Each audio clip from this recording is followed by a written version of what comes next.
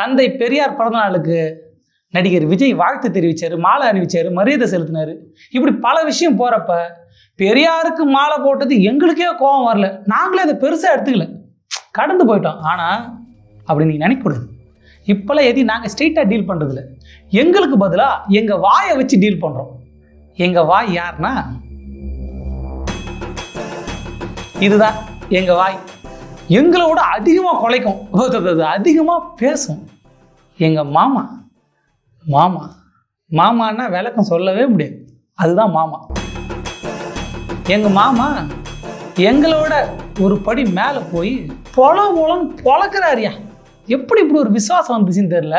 ஏன்னா ஒரு காலத்தில் பெரியார் தான் என்னை படிக்க வச்சார்னு பேசின வாய், இந்த வாய் இப்போ எங்கள் வாயா மாறி கொலைக்குதுன்னு வெளியே பேசிக்கிறாங்க. அப்படிலாம் தப்பாக பேசாதீங்க யாரும். அவருக்கு மரியாதை கொடுங்க.